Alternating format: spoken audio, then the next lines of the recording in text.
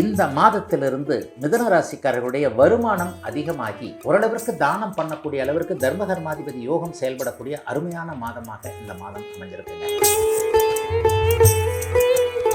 10ஆம் தேதிக்கு பிறகு கடன் சார்ந்த விஷயங்களில் குடும்பத்தோடு சேர்ந்து ஒரு முடிவு எடுக்கக்கூடிய அமைப்புகள் அப்படியே மிதுன ராசிக்காரர்களுக்கு வருகிறது. ஒரு ஆபீஸ்ல வேலை செய்றீங்க, பக்கத்து சீட்டில் இருக்கிறவங்க தோழி தானே, அவங்களும் அந்த சகோதரியும் கிட்டத்தட்ட ஓரளவுக்கு நம்மளை பத்தின எல்லா விஷயமும் தெரிஞ்சவங்களா இருப்பாங்க, ஷேர் பண்ணிக்கிறவங்களா இருப்பாங்கல்ல, அந்த மாதிரி தோழிகள் கூட உங்களால் நல்லா இருக்கக்கூடிய தன்மை. மிதுன ராசிக்காரர்களுக்கு ராசிநாதன் வலுவாக இருப்பதால் வயதிற்கேற்ற நன்மைகள், புத்துணர்ச்சி கிடைக்கக்கூடிய அருமையான மாதமாக அமைஞ்சிருக்குங்க. மிதுன ராசிக்காரர்கள் எல்லோருக்கும் வயதிற்கு ஏற்றாற் போல இந்த ஜூலை மாதம்.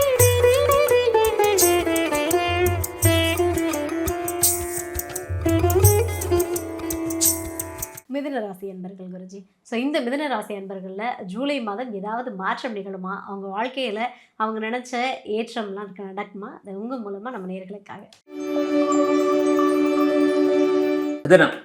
மிதுன ராசிக்காரர்களுக்கு தர்மகர்மாதிபதி யோகம் இந்த மாதம் முழுக்க வேலை செய்யும்.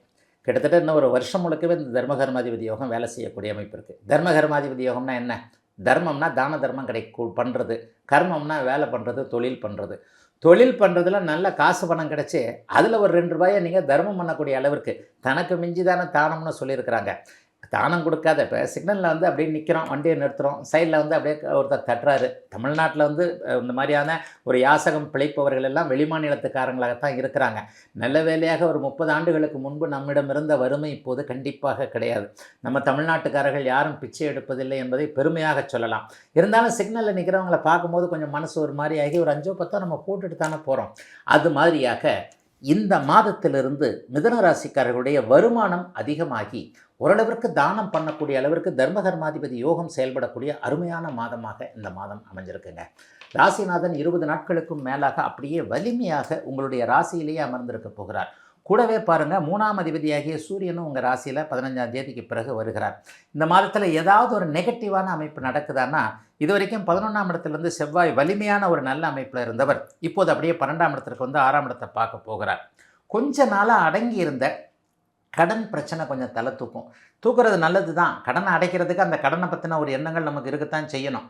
கடனை சும்மா வட்டி கட்டிக்கிட்டே இருக்கிறத விட ஆட்டை தூக்கி மாட்டில் போட்டு, மாட்டை தூக்கி ஆட்டில் போட்டு, இதை விற்று அதை விற்று, காட்டை விற்று, வீட்டை விற்று, இதை விட்டு நம்ம கரெக்டாக அந்த கடனை அடைச்சிடுமேன்ற மாதிரியாக இந்த மாதம் 10ஆம் தேதிக்கு பிறகு கடன் சார்ந்த விஷயங்களில் குடும்பத்தோடு சேர்ந்து ஒரு முடிவு எடுக்கக்கூடிய அமைப்புகள் அப்படியே மிதுன ராசிக்காரர்களுக்கு வருகிறது. ஆக கடனால் சின்ன பிரச்சனைகள் இருக்கும். ஒரு 50-60 வயதுக்காரர்களுக்கு ஆரோக்கியம் இங்கே வலிக்குது, அங்கே வலிக்குது, ஒருவேளை இப்படி இருக்குமோ, ஒருவேளை அப்படி இருக்குமோன்ற மாதிரியான ஒரு பயம் இருக்கும். ஒருவேளை இல்லை, இருவேளையுமே எப்படியுமே இருக்காது. ஆரோக்கியம் உண்மையிலே நன்றாக இருக்கும். ஏன்னா ராசிநாதன் வலுவாக ராசியிலே இருப்பது என்பது எதுவும் ஒரு கடனோ நோயோ அண்டவிடாமல் பார்க்கக்கூடிய அமைப்பு. ஆனால் 6ஆம் இடத்தை 6ஆம் அதிபதி வலுத்து பார்க்கின்றதுனால அதை பற்றின ஒரு பயம் மட்டும் இருக்குங்க.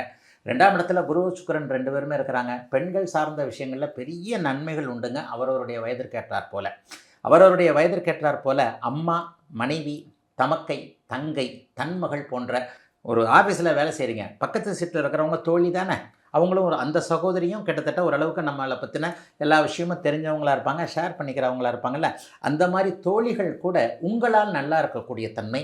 பெண்களால் ஆண்களும், ஆண்களால் பெண்களும் மிதுனராசிக்காரர்கள் நன்றாக இருக்கக்கூடிய தங்களுடைய சுக துக்கங்களை பகிர்ந்து கொண்டு அதன் மூலமாக ஆதரவை பெறக்கூடிய அமைப்பெல்லாம் அந்த மாதம் கண்டிப்பாக அமைஞ்சிருக்குதுங்க.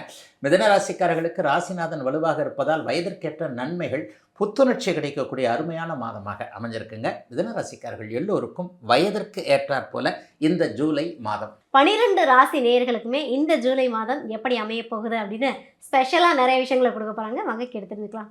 குருஜி வணக்கம். நல்லா இருப்பீங்கம்மா? நல்லா இருக்கீங்களா? ரொம்ப நல்லா இருப்பீங்கம்மா. நானும் நல்லா இருக்கிறேம்மா. ஃபுல்லான் பக்தி நேயர்கள் அனைவருக்கும் இனிய நல்வாழ்த்துக்கள். எல்லோரும் நன்றாக இருப்பீர்கள்.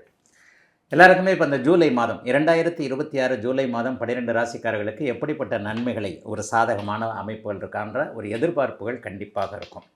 கோச்சார ரீதியாக இந்த மாத பலன்கள் அப்படிங்கிறது இந்த மாதாந்திர கோள்கள்னு சொல்லப்படக்கூடிய 4 கோள்கள். 30 நாட்களுக்கு ஒரு முறை மாறக்கூடிய சூரியன், 20 நாட்கள் 18 நாட்களுக்கு உள்ள மாறக்கூடிய புதன், ஒரு 25 நாட்களில் மாறக்கூடிய சுக்கிரன், 45 நாட்கள் 1.5 மாதம்.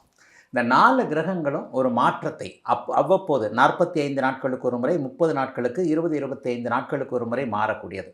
இந்த மாதாந்திர கோள்களுடைய அமைப்பை வச்சு தான் அந்த மேஷராசிக்காரர்கள்லேருந்து மீனராசிக்காரர்கள் வரைக்குமான ஒரு 12 ராசிக்காரர்களுக்கு எப்படிப்பட்ட ஒரு சாதக பாதகங்கள், நன்மை நடக்குதா? எல்லாருக்குமே நன்மை நடந்துறது இல்லைங்க, எல்லாருக்குமே தீமையும் நடந்துறது இல்லைங்க.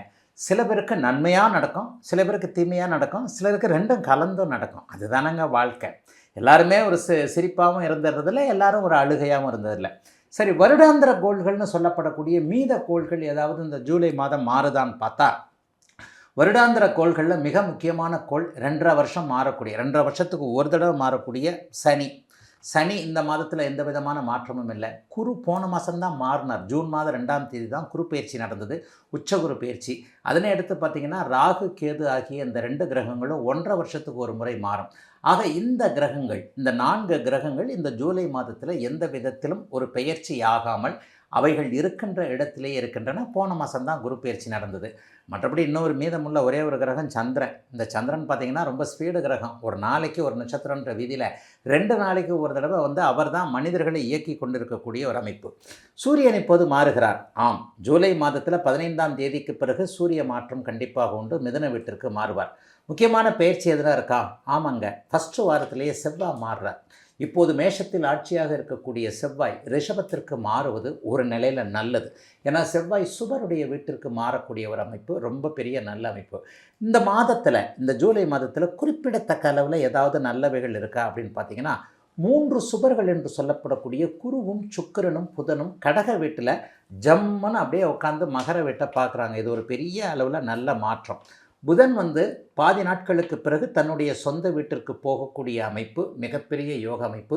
சனியை குரு பார்ப்பதும் மிகப்பெரிய நல்ல அமைப்பு. கிரகங்கள் ஓரளவிற்கு பரவலாக, இந்த கிரகமாளிகை யோகம்னு சொல்லுவோம். சனி ஒரு இடத்துல, அதுக்கு பக்கத்திலேயே செவ்வாய், அதுக்கு பக்கத்தில் சூரியன், அதுக்கு பக்கத்தில் புதன், அதுக்கப்புறம் சுக்கிரன், குருன்னு சொல்லிட்டு பரவலாக இருக்கக்கூடிய, ஒருவரை ஒருவர் சாராமல் இருக்கக்கூடிய, மிக முக்கியமாக ராகு கேதுக்களோடு சேர்ந்து இருக்கக்கூடாத அந்த அமைப்பு 12 ராசிக்காரர்களுக்குமே ஓரளவுக்கு நல்ல பலன்களை தரக்கூடிய ஒரு நல்ல அமைப்பு தாங்க. உண்மையிலேயே கோச்சார பலன் என்கின்றது ஒரு 30% மட்டுமே ஒரு மனிதனை பாதிக்கக்கூடிய ஒன்று. பாதிக்கவோ நல்லதுகளை செய்கிறதுக்கோ உங்களுடைய யூனிக்குன்னு சொல்லுவோம் இல்லையா? ஒவ்வொரு மனிதரும் இந்த 5 வரலாம், இந்த 10 வரலாம் ஒரே மாதிரி இருக்கிறதில்ல. எல்லாருக்குமே கூடிய ஒரு தனித்தனி குணங்கள் இருக்கின்றன இல்லையா? இதை காட்டுவது உங்களுடைய பிறந்த ஜாதக அமைப்பு. ஒரு மனிதனுக்கு பிறந்த ஜாதக அமைப்பில் நல்ல தசாபுக்திகள் நடந்துக்கிட்டு இருந்ததுன்னு வைங்க. இப்போ இந்த கோச்சார ரீதியில் ஒரு வண்டி, மாட்டு வண்டி போகுது, ஒரு வண்டி இருக்குதுன்னு வைங்க. அந்த வண்டிக்கு 2 சக்கரம், ஒரு ஸ்கூட்டர் சிங்கிள் சக்கரத்தில் போயிடாது. ஒரு கார் 2 சைடும் சக்கரம் இருந்து 4 சக்கரத்தில் தான் போகுது. ஒரு சைக்கிளோ எதாக இருந்தாலும் 2 சக்கரங்கள் வேண்டும் என்கின்ற ஒரு அமைப்பின் அடிப்படையில் இப்போது நாம் பேசக்கூடிய மாதாந்திர பலன்கள் என்கின்ற கோச்சாரம் ஒரு சக்கரமாகவும், உங்களுடைய பிறந்த ஜாதக அமைப்பில் உங்களுக்கு நடந்து கொண்டிருக்கின்ற தசாபுக்தி அமைப்புகள் ஒரு சக்கரமாகவும் இருக்குங்க. இந்த 2 சக்கரத்தில் தாங்க நம்ம வாழ்க்கை படகு போகிறது. என்னதான் மோசமான ஒரு மாத பலன்கள் இருந்தாலும் கூட பிறந்த ஜாதக அமைப்பின் அடிப்படையில் நல்ல தசாபுக்தி அமைப்புகள், ஓரளவிற்கு வலிமையாக இருக்கக்கூடியவர்கள் உண்மையிலே கொஞ்சம் நல்லா தான் இருப்பீங்க. ஆனாலும் ஒன்று பொதுவாக சொல்லிடுறேன், பெரும்பாலும் கிரகங்கள் பாதிக்கப்படாமல் சுபத்துவமாக இயல்பாக ராகு கேதுக்களுடன் சேராமல் கெட்ட கிரகம் என்று சொல்லப்படக்கூடிய சனி உச்சகுருவின் பார்வையில் இருப்பதால் ஆரம்ப முன்னுரையாகவே 12 ராசிக்காரர்களுக்கும் ஓரளவிற்கேனும் நல்லவைகளை தரக்கூடிய அமைப்பு தாங்க இந்த ஜூலை மாதம் அமைந்திருக்கிறது.